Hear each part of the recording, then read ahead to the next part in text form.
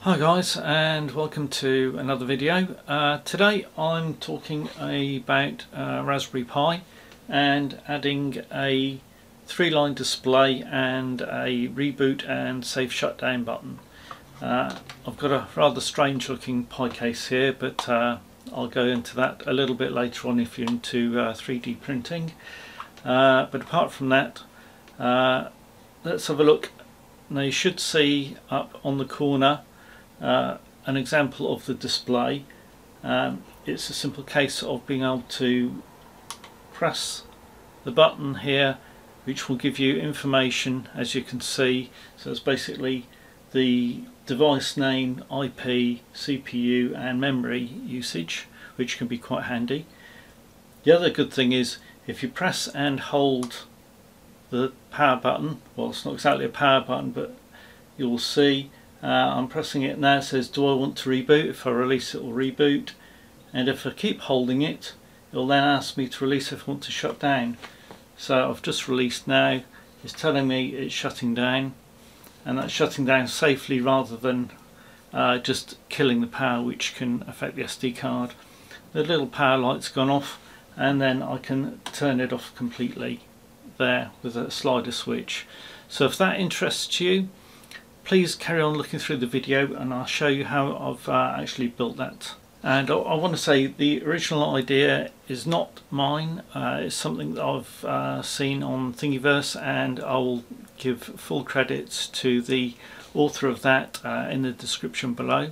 Regarding parts that we're going to go through in a moment, I've got everything from Amazon, mainly because I wanted it next day. You can get them far cheaper from Aliexpress, but you will probably be waiting a couple of months for them. So I'll leave links to the items that I've used at the end of the video, so please stay tuned for that. And one other thing, the original author of this, they actually created it as a so you could mount the Pis in racks. So that was the original design.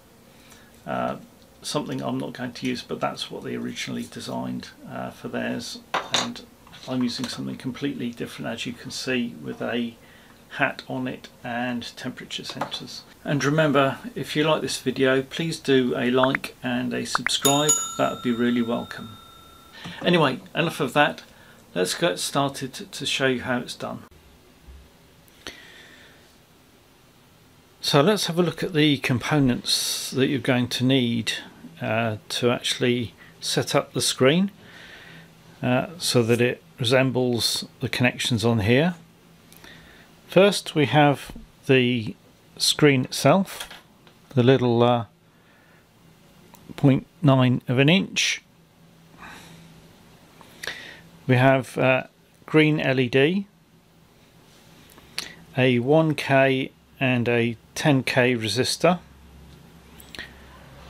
a small piece of circuit board, the sort of breadboard type thing, but for soldering, because we're going to cut that down. A set of pins, only 2 will be needed, so we're going to chop those off at the very end there and solder those into the Pi. A tiny little momentary push button that will go onto the circuit board, a small slider switch, then we've got some heat shrink to make sure anything that is exposed will be covered, and some I suppose you'd say breadboard cables, ones that you can put onto the Pi pins.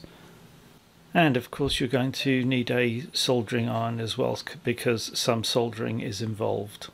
We're going to start with the momentary switch here. So we need to cut down this circuit board. So if we cut it on the 1st and the 6th hole, halfway through, that should be correct. We need 3 holes wide, so I'm going to cut it right on as close as possible on the edge of the 1st hole, and leave 3 good ones, and then on the next hole I'm going to cut it as close as possible, just with a tiny hacksaw, so that we end up with something that is about that size.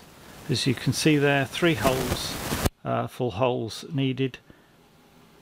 So I'm going to go and hacksaw that away now. So here is the small bit of board that I've chopped there. Now the reason why I've made it so small, and you don't necessarily have to, is because I'm going to mount it into this fascia here, or a similar one, and it's designed to go in that slot. Obviously your requirements may be different, so you may want to use a larger piece of board. So now I'm going to solder on the 4 pins of the switch in there, and we're going to put the resistor on as well, and then we're going to put 3 cables on here.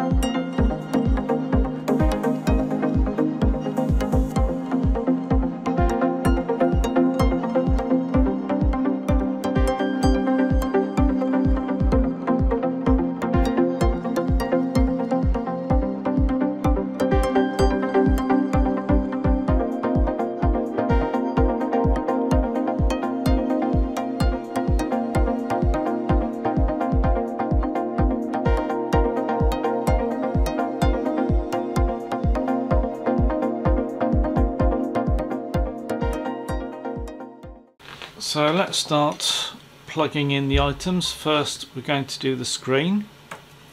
We're going to start with the red cable going at the second row, position 1 there, and then green at the back alongside it, and then we'll get yellow there, and finally black will be just in front of the yellow, so the third pin along on the front row. Next we're going to do the LED, and looking at the yellow cable, that's going to be 3 pins, 3 blank pins away from the black at the front, so 1, 2, 3, so there we go. And the red goes next to it on the front, so both on the front row, and we've got 3 pins blank in between the black that we did earlier. Next is the on-off switch. So on the new pin that we soldered on there, we only need to pop one of these cables onto the one that says PEN, so it's the one here. So I'm just going to pop that one on there, and the other end, it doesn't matter which one goes on which end, goes on the very end back row. Finally, we have the momentary switch. The red will go on the back row just next to the last red. So we have red for the LED here, and on the back row, one further along, is the positive for the switch. Then the black cable I've got, there should be 3, 1, 2, 3, and then the black. Actually, that's not the black, it should be the white. This is signal cable. So 1, 2, 3, there we go, white. So on the back row between the red and the signal cable there should be 3 pins. Finally the black goes on the front, 1 pin down from the end, and that should be complete. So here I'm just installing Octoprint on a clean SD card, but you can follow the instructions just after this section to add the correct commands to get everything to work, so you don't have to do a fresh install.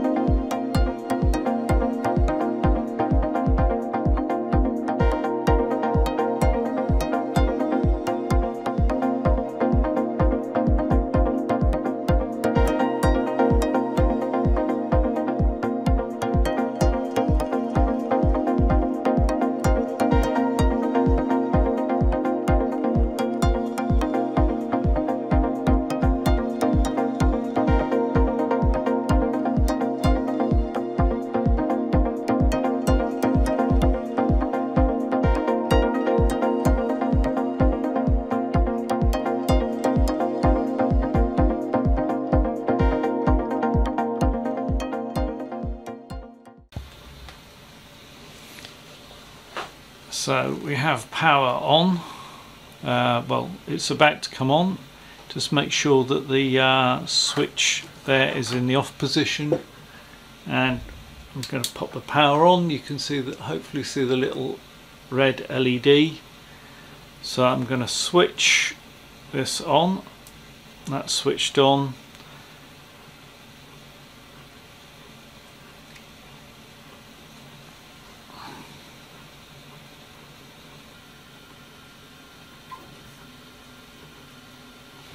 And there we have the screen just turning on there.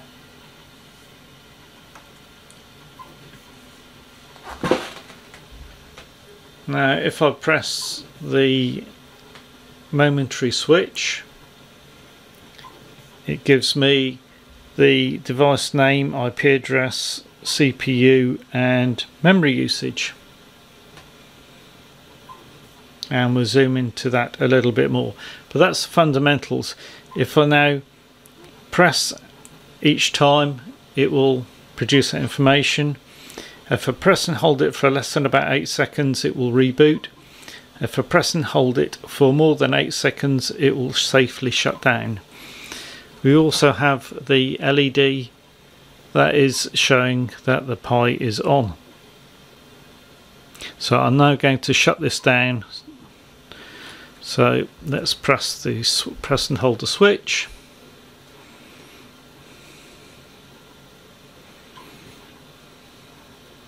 It's asking to reboot. I'll keep on holding